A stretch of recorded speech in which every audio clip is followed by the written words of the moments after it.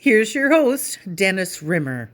Welcome back. Thanks for tuning in to Talking Books and Writing and Stuff. And tell your friends, please, because all the folks that we chat with, they sure would appreciate your help and your support. So, sure, pass it along if you can. So, today we have with us Rod Carley, and he's from the Eastern Ontario region right now. Apparently, he just moved from Northern Ontario.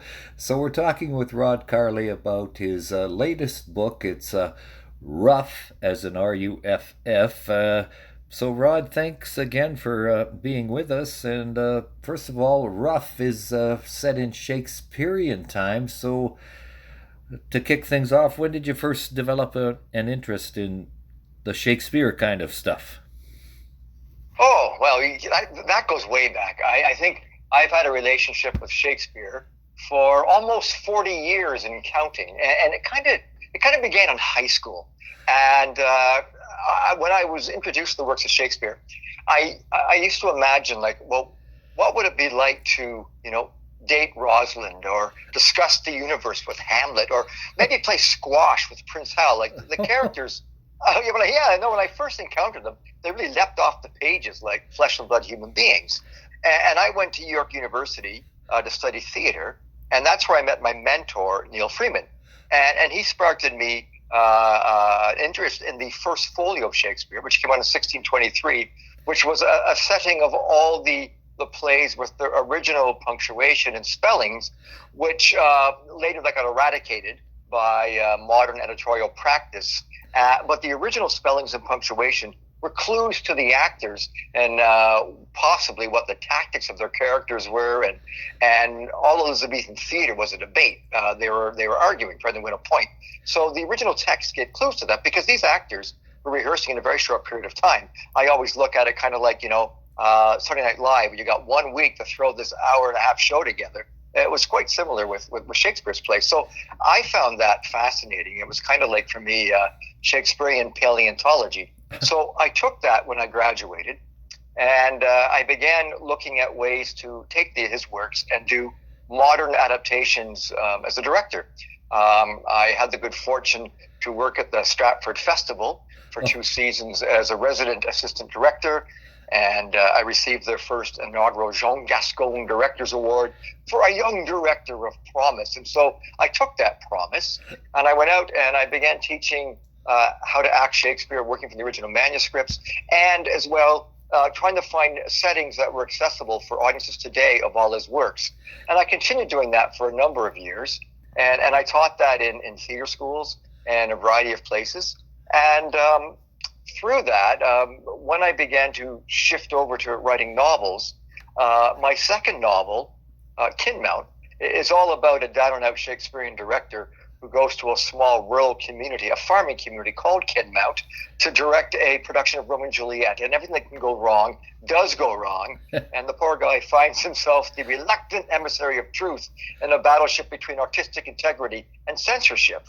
And so that played out there. And his name in that book, the central character, was Dave Middleton. And I created him to be a descendant of a Jacobean playwright named Thomas Middleton, who was a very young playwright, about 17 years younger than William Shakespeare. And so RUFF sort of came as an idea of what would happen if Thomas Middleton and William Shakespeare were thrown together to have to work together, because and then there are other factors that began to develop in my mind, but that was the very first what if that led to eventually what RUFF would become. Okay, well, those are all the questions I have for today, so thank you very much, and we'll talk to you. That's a great time, and make sure I will exit being pursued by a bear. That's good. No, that's because RUFF opens. I've read a few pages. I must confess, yes, dear listener, that I have an e-book copy, and I'm not too well versed in e-book protocol. So I did read a bit, and it's opens in London, and the first thing we read is in RUFF is that good old Will Shakespeare shoveling how shall we, horse droppings. So apparently yes, the era of which we're in Shakespearean times, I'll say, was rather harsh on the nose, on the olfactory senses. How in all ways, it was. How did you find out that kind of information? Okay, well, I'll jump that jumping point. Yeah, the book begins in 1585, and Will's just moved to London. He's an absent father of three, and like many young artists, you don't get work right away in your field. So he's working as a horse parking attendant for all the rich patrons, and of course, a lot of that job involves having to shovel up the dung, and so that wasn't part of his dream of being a successful poet in London. In terms of the research, there are many sources that I went to that I've gone to over the years in terms of directing his plays. So I had a pretty good knowledge from all those years of adapting, because in order to adapt his work, right, you've got to understand the original society and its rules and where it fits historically. So before you can play around with it, you have to know what those rules are. So I took great interest in that world and how it functioned before I started playing around with it, so I could find modern parallels. And that, for me, was the overriding reason for writing the book, because it's quite striking how the play is set, 420 years ago.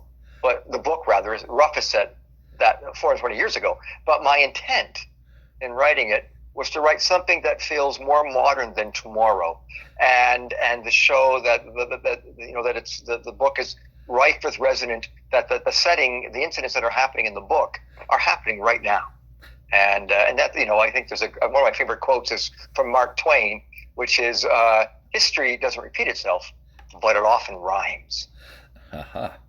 I'll have to I'll digest that with a couple of pints of home brew later on. Well worth it. Yes. So, RUFF, your history with Shakespeare then goes back, like you said, when you were in high school. Yes.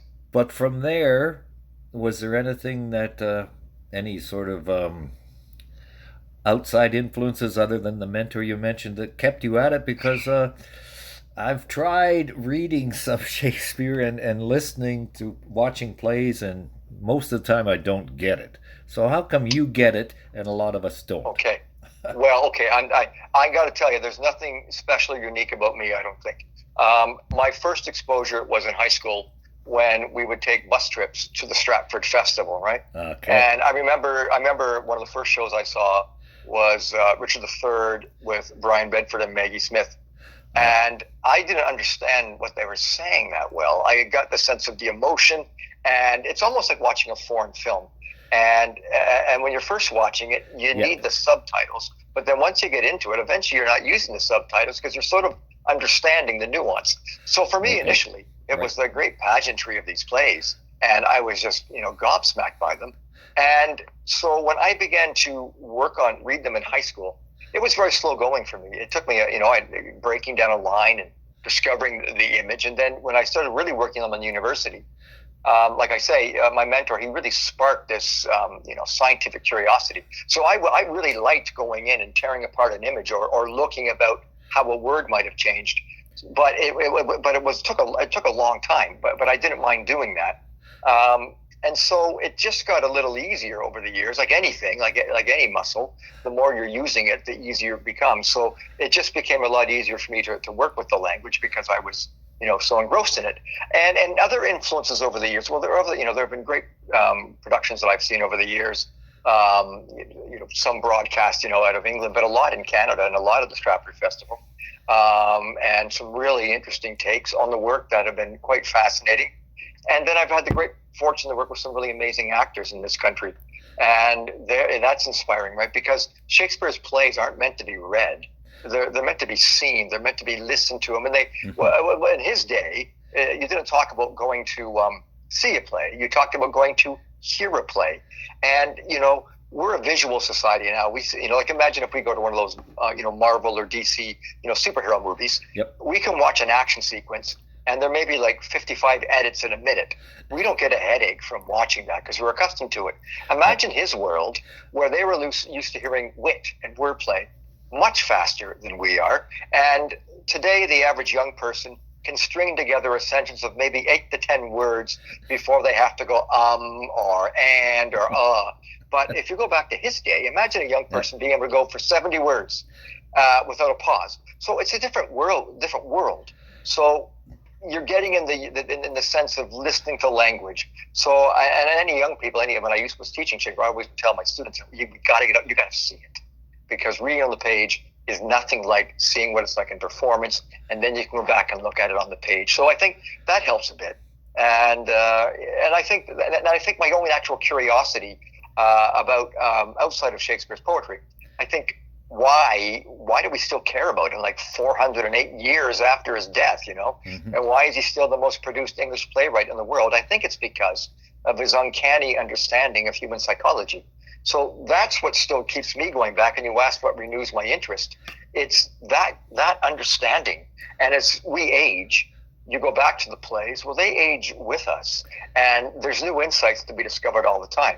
So I just think he was remarkable in terms of his understanding of how human beings work in that sense. Because of the influence Shakespeare's had on English language, and invented words, I guess, just out of nowhere, is he, without getting too celestial, is he sort of a supreme being sent from above to guide us? No, because not at all. No, he'd hate. No. He'd hate that. He wrote his plays not knowing they were going to be remembered. He had he was writing like episodic TV. They paid the bills. They had to keep going. So there's no sense, I think, that and he was dead, and his plays were scattered all over the place. If it wasn't for two of his friends that actually got this first photo together, we wouldn't have his plays. We wouldn't be studying his plays or seeing his plays. So no, and it's interesting you bring that up, because in the writing of this book, RUFF, I don't put Shakespeare on a pedestal at all. In fact, I want to pull him off any kind of pedestal. I don't have any kind of fault of idolatry. I want to get him back down in the streets of London where he belongs and where he functions. So the Will in my book is a guy who's having a midlife crisis. Right. He's working in London. He's got family troubles back home at Stratford. He's sending money home. His daughters, he's never home. They see their father as this kind of weird uncle they see once in a while. And well, he's the greatest poet of maybe London. At home, he's a deadbeat dad in many ways, and we've got that going on. And he's struggling with censorship. He's struggling to pay the bills, and he's also grieving the death of his son and his father. And in the middle of all that grief, you have a plague outbreak happening. You've got the queen dies. No, it's much like, think of the queen reigned for 45 years, right? And there were very few people in Shakespeare's lifetime who had any memory of a man being on the throne, because she'd been on the throne for so long, which isn't too different from, recently when King Charles ascended. Right. That's the first, none of us have, I certainly don't have any memory of a male monarch. It was Queen Elizabeth So there's a great deal of similarity there. So, and a lot of change happening when the new king came in from Scotland and became James the First, who was, a bit of a wackadoodle, right? And so he's struggling in this really new climate to somehow survive. Will their theater company still be in business under the new king? Will he still get funding, so to speak? So I wanted to write this story where we really humanize the guy, and he's very relatable. And on the page, he's able to manifest this great verse that we think of, but it's really about this guy in this moment in his life. I just call it's a really bad year in the life of Will Shakespeare, is the book in a way. Right. And it's like you said right at the start, there's this little kid being chased by, what did they call them? Child catchers? Child catchers, yes. Were there?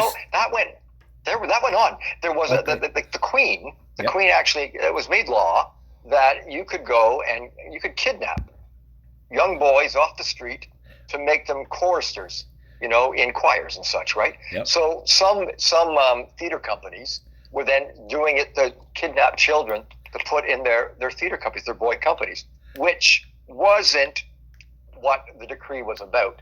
And there were also boy companies that existed at that time that were strictly, doing that, right? Because boy companies were very popular and they made a lot of money for their producers. So there's a lot of this going on. And so the opening of the book is it's Will Shakespeare. It's with his friend Christopher Marlowe, Kit Marlowe, who at that time was the new hot darling of London. whereas Will Shakespeare is not. And so it's that friendship, and Marlowe sort of giving Will advice on his first play, and they hear this child screaming, Right. and they encounter this young boy being chased by two child catchers who want to kidnap him because they get paid to put him into in a royal church choir, and they intervene. Will and Kit, Marlowe do, to stop these child catchers, and this young boy ends up that he's like 5-year-old Tommy Middleton, Right. who will later become the playwright Thomas Middleton. Yes. And that's the opening of the book. And then we jump to 18 years later, and we find out Will's in the middle of this midlife depression, and all the new young writers are coming up, and they think he's yesterday's news, right? Yep. And they're all these like young punk artists, and this Tommy Middleton is one of them. And he has no memory of Will Shakespeare saving his life. He has no memory of this at all. He doesn't know who he is. But he does know that William Shakespeare is this old playwright, that it's time for him to go, because Thomas Middleton wants to take over. He's like a young upstart, like a young rock star, right? Right. Get rid of the old guy. So there we have that conflict, right? And what events will happen to bring these two together, right? So. Wow. And so it's like. Yes, it's quite an exciting opening, and you also open with a quote from a song, "London Calling" by the Clash. So, are you a Clasher? Yes. Are you a Clasher? I did like the Clash back. I sure did, and I also use that quote in particular, right? Yep. London Calling, because the opening lyrics talk about some of this is true, right? Right. And they're playing around with it, and that's the whole thing with this book. In terms of, RUFF is a work of fiction. In terms of what we know about William Shakespeare, right? Yep. Scholars have combed through English parish and court records looking for traces of the guy, and what we know would barely fill a slender monograph.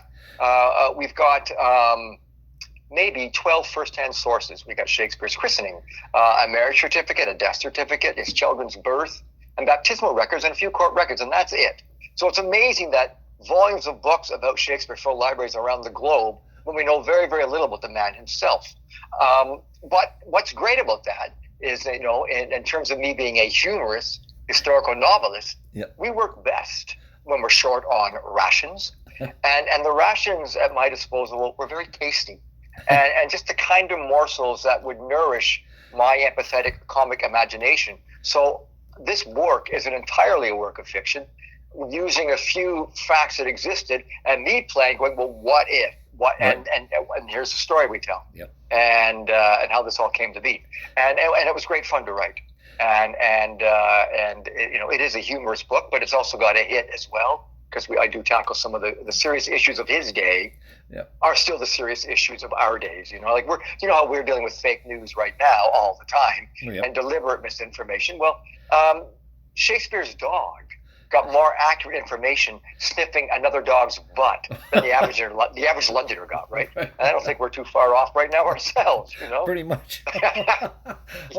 This is wonderful. I love it. And speaking of Christopher Marlowe, of course, for years, ever since I was 3, I've heard of people say, well, Shakespeare didn't write his plays, Christopher Marlowe did, or Lord Ha-Ha did, or somebody. Why do people not believe Shakespeare could write his own plays? Wow. Oh, well, here we go. That's a good statement. Okay, and it's doubtful that Marlowe did, because Marlowe, died so young in he was killed in a tavern brawl, stabbed through the eye. Many theories for that. One was that he was actually a spy, and it was a form of payback. But I'm not going to get into that so much. But I think what it is about Shakespeare is because he didn't go to university. He wasn't educated at Oxford, at Cambridge, like all the other playwrights were. Shakespeare had a basic grammar school education. His father was a glove maker. He was also mayor of Stratford, but he got into debt.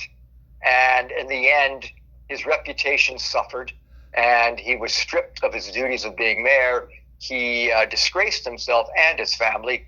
And along with that meant was there was no money to send Will to university.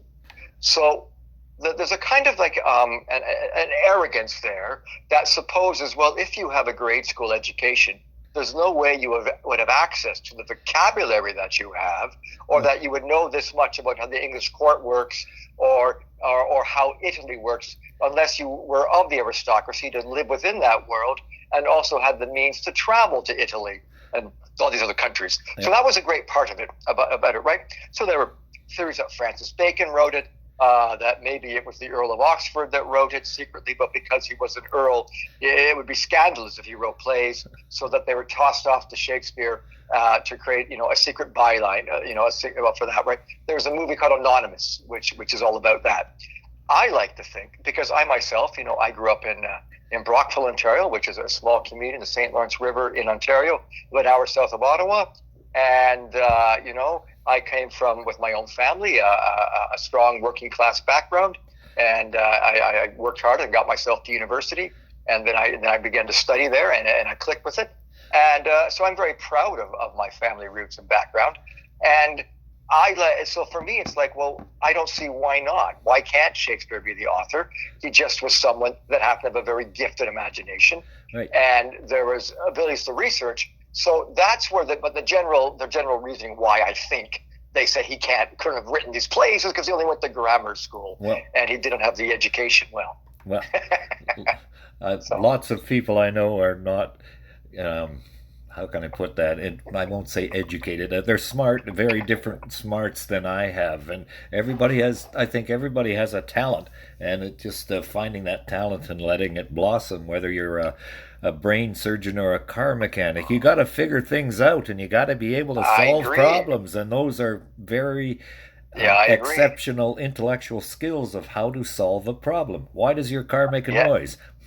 Let's find out. Is it this or is it that? Why does your brain not work? Let's find out. Is it this? Yeah, exactly. It's the same. And I don't think there's any intellectual difference much in being one or the other. It's they're all just applications of pretty much the same process, in my opinion. Exactly. No.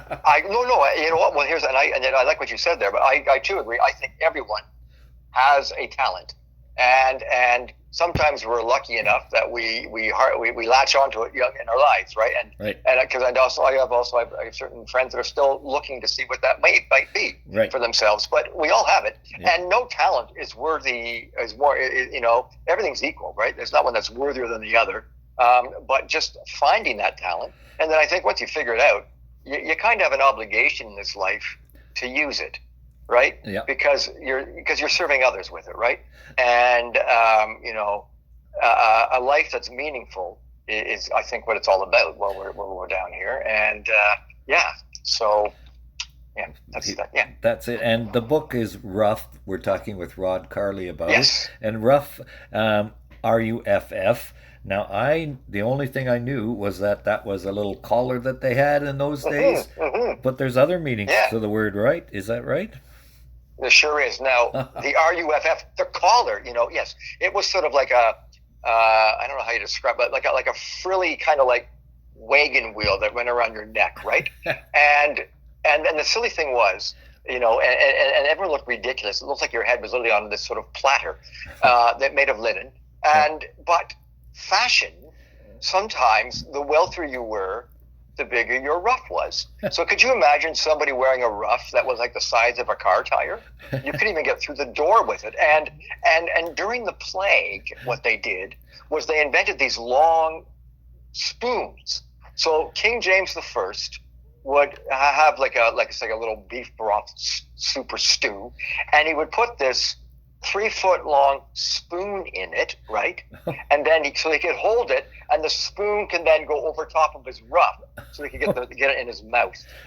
Ridiculous, right? Ridiculous. Yes. So it was, so that's and there was a lot of money to be made in the ruff trade. And then also ruff, it was Old English for the word ROUGH, like having a rough time. Correct. So it was interchangeable. So you could be having a rough time. I'm writing a rough draft. It also referred to a personality who was somewhat belligerent, and boisterous. Yep. And so it had all those multiple. And of course, it was also the barking of a dog. Right. So okay. Instead of arf arf, it's ruff ruff.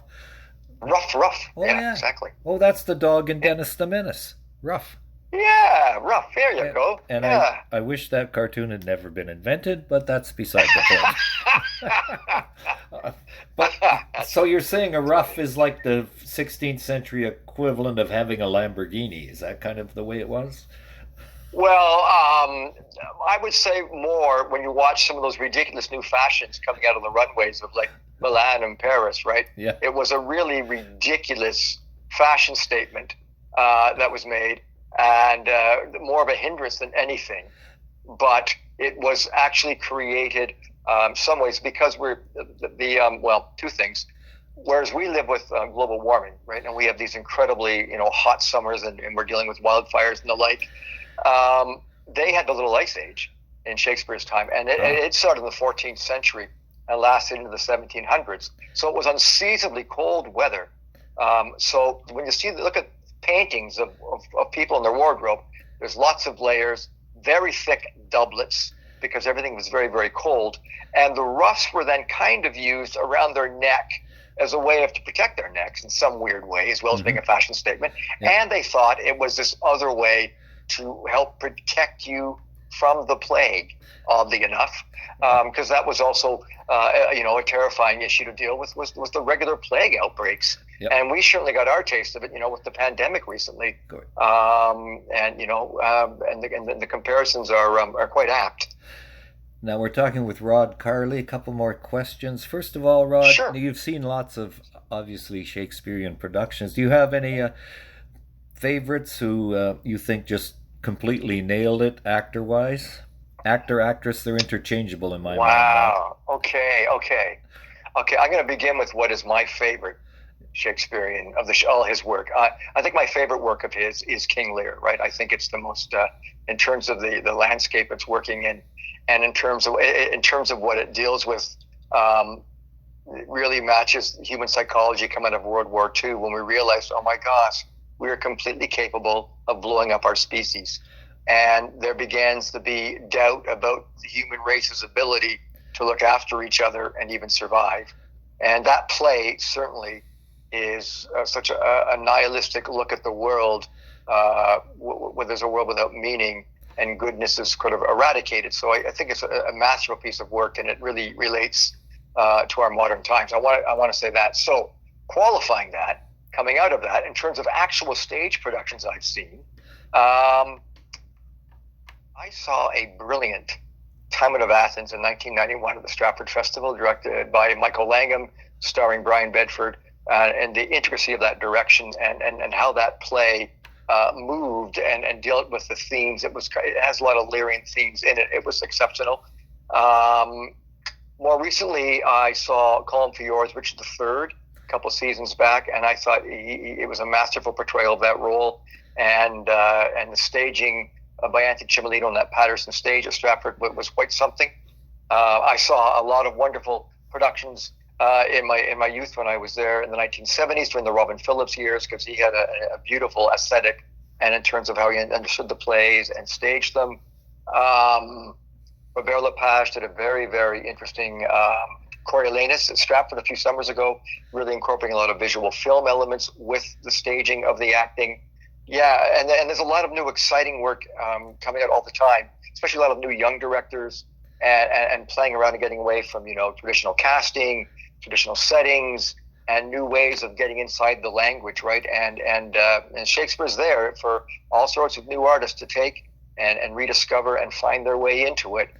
Themes are universal, and that's exciting. And I think that's also why his works are still around, because every new generation finds a way in to those plays and finds their relevancy, and then tells stories for their generation that makes sense using his words.